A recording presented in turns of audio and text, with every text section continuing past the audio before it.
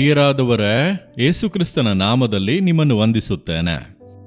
ಈ ಸ್ಥಳ ಎಣ್ಣೆ ಮರದ ಗುಡ್ಡದ ಹಿಂಭಾಗದಲ್ಲಿರುವಂಥ ಬೆತ್ಫೇಜ್ ಎಂಬಂಥ ಸ್ಥಳ. ಇಲ್ಲಿಂದಲೇ ಯೇಸುಕ್ರಿಸ್ತನು ಅರಸನಂತೆ ಹೊರಟನು. ಯೆರೂಸಲೇಮಿಗೆ ಕತ್ತೆಯ ಮೇಲೆ ಕುಳಿತು ಅರಸನಾಗಿ ಬಂದನೆಂಬುದಾಗಿ ಬರೆಯಲ್ಪಟ್ಟಿದೆ ಅಲ್ಲ. ಇದರ ಆ ಕಡೆ ಭಾಗದಲ್ಲಿ ಬೆತಾನಿಯ ಇದೆ. ಬೆತಾನಿಯಾದಿಂದ ಈ ಎಣ್ಣೆ ಮರದ ಗುಡ್ಡಕ್ಕೆ ಹತ್ತಿ ಬರುವ ಸ್ಥಳದಲ್ಲಿ ಬೆತ್ಫೇಜ್ ಎಂಬಂಥ ಈ ಗ್ರಾಮ ಇದೆ.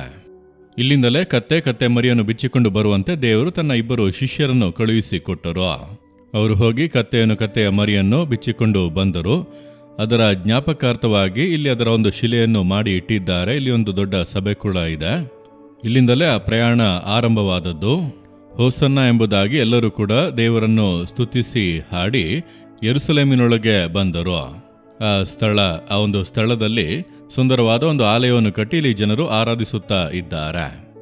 ಹಾಗಾದರೆ ಈ ದಿನದಲ್ಲಿ ದೇವರು ನನಗೆ ಯಾವ ವಾಕ್ಯವನ್ನು ಇಟ್ಟಿದ್ದಾರೆಂಬುದಾಗಿ ಕೇಳುತ್ತೀರಾ? ಧರ್ಮೋಪದೇಶ ಕಾಂಡ 33ನೇ ಅಧ್ಯಾಯ 29ನೇ ವಾಕ್ಯ. ಇಸ್ರಾಯೇಲ್ಯರೇ, ನೀವು ಎಷ್ಟೋ ಧನ್ಯರು, ನಿಮ್ಮಷ್ಟು ಭಾಗ್ಯವಂತರು ಯಾರಿದ್ದಾರೆ? ನೀವು ಯೆಹೋವನ ಅನುಗ್ರಹದಿಂದ ಜಯವನ್ನು ಹೊಂದಿದವರೆಂದು ಹೇಳಲಾಗಿದೆ. ಕರ್ತನಿಂದ ರಕ್ಷಿಸಲ್ಪಟ್ಟಂತ ಜನರು. ಹಾಗಾದರೆ ಯಾರು ಧನ್ಯರು, ಯಾರು ಆಶೀರ್ವದಿಸಲ್ಪಟ್ಟವರು ಎಂಬುದಾಗಿ ಕೇಳಿದರೆ, ಕರ್ತನಿಂದ ರಕ್ಷಿಸಲ್ಪಟ್ಟವರು. ಕರ್ತನನ್ನು ನಾನು ನಂಬುತ್ತೇನೆಂದು ಹೇಳಬಹುದು, ಕರ್ತನನ್ನು ಪ್ರೀತಿಸುತ್ತೇನೆಂದು ಹೇಳಬಹುದು, ಒಳ್ಳೆಯದು. ಅಷ್ಟು ಮಾತ್ರ ಸಾಲದು, ಆತನಿಂದ ರಕ್ಷಿಸಲ್ಪಟ್ಟಂತ ಒಂದು ಅನುಭವ ನಮಗೆ ಇರಬೇಕು. ನೋಡಿರಿ, ಯೋಹಾನ 1ನೇ ಅಧ್ಯಾಯ 12ನೇ ವಾಕ್ಯದಲ್ಲಿ ಯೇಸುಕ್ರಿಸ್ತನ ಹೆಸರಿನ ಮೇಲೆ ನಂಬಿಕೆ ಇಟ್ಟವರಾಗಿ ಆತನನ್ನು ಹೃದಯದಲ್ಲಿ ಸ್ವೀಕರಿಸಿಕೊಂಡವರೇ ದೇವರ ಮಕ್ಕಳು, ರಕ್ಷಣೆಯ ಅನುಭವವನ್ನು ಹೊಂದಿದವರು.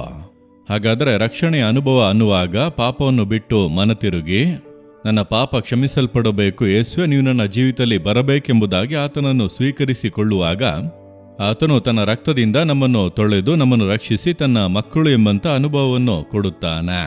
ಅವರೇ ಆಶೀರ್ವದಿಸಲ್ಪಟ್ಟವರು, ಅವರೇ ಭಾಗ್ಯವಂತರು ಎಂಬುದಾಗಿ ವಾಕ್ಯ ಹೇಳುತ್ತದೆ. ನೀವು ರಕ್ಷಿಸಲ್ಪಟ್ಟಿದ್ದೀರಾ? ಯೇಸುವನ್ನು ಪ್ರೀತಿಸಬಹುದು, ಆತನ ಮೇಲೆ ಮಮತೆ ಇಡಬಹುದು, ಆದರೆ ರಕ್ಷಣೆಯ ಅನುಭವವನ್ನು ಖಂಡಿತವಾಗಿ ಹೊಂದಬೇಕು. ಪಾಪಗಳನ್ನು ಬಿಟ್ಟು ಮನತಿರುಗಿ ಪಾಪ ಕ್ಷಮಾಪಣೆಯನ್ನು ಹೊಂದಿದಂಥ ಒಂದು ಅನುಭವವೇ ರಕ್ಷಣೆ. ಆ ರೀತಿ ಇಲ್ಲದೇ ಇದ್ದರೆ ಹಿಂದೆ ಆ ರಕ್ಷಣೆಯ ದಿನ ನಿಮ್ಮ ಪಾಪಗಳು ಕ್ಷಮಿಸಲ್ಪಟ್ಟಂಥ ನಿಶ್ಚಯವನ್ನು ಹೊಂದಿದರೆ ಮರಣವನ್ನು ಧೈರ್ಯವಾಗಿ ಸಂಧಿಸಬಹುದು. ಮರಣದ ನಂತರ ಆ ಸ್ವರ್ಗ ರಾಜ್ಯ, ಪರಲೋಕ, ದೇವರ ರಾಜ್ಯವನ್ನು ನಾವು ಪ್ರವೇಶಿಸಲು ಸಾಧ್ಯ.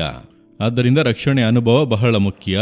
ನೀವು ರಕ್ಷಣೆಯ ಅನುಭವವನ್ನು ಹೊಂದಿದ್ದರೆ ದೇವರಿಗೆ ಸ್ತೋತ್ರ ಮಾಡಿರಿ. ನಿಮ್ಮ ಕುಟುಂಬದವರೆಲ್ಲ ರಕ್ಷಣೆ ಹೊಂದಬೇಕೆಂಬುದಾಗಿ ಪ್ರಾರ್ಥಿಸಿ. ಆ ಅನುಭವ ಇಲ್ಲದೇ ಇದ್ದರೆ, ಯೇಸುವೆ ನನ್ನನ್ನು ರಕ್ಷಿಸಿ, ನನಗೆ ಅನುಭವ ಬೇಕೆಂಬುದಾಗಿ ಕೇಳಿರಿ.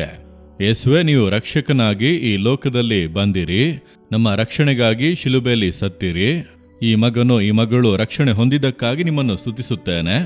ರಕ್ಷಣೆ ಹೊಂದದೇ ಇರುವವರು ಅನುಭವವನ್ನು ಹೊಂದಬೇಕೆಂಬುದಾಗಿ ಪ್ರಾರ್ಥಿಸುತ್ತೇನೆ. ಖಂಡಿತ ಈ ದಿನ ಆ ಅನುಭವವನ್ನು ಹೊಂದಿಕೊಳ್ಳುವಂತೆ ಕೃಪೆ ಕೊಡಿರಿ. ಯೇಸುವಿನ ನಾಮದಲ್ಲಿ ಪ್ರಾರ್ಥಿಸುತ್ತೇನೆ. Amen, amen. Jesus redeem Kannada YouTube channel ಅನ್ನು ಸಬ್ಸ್ಕ್ರೈಬ್ ಮಾಡಿ. ಸಬ್ಸ್ಕ್ರೈಬ್ ಬಟನ್ ಕ್ಲಿಕ್ ಮಾಡಿ ಮತ್ತು ಬೆಲ್ ಬಟನ್ ಒತ್ತಿ. ಅನುದಿನ ಕಾರ್ಯಕ್ರಮದ ಮಾಹಿತಿ ಪಡೆಯಿರಿ.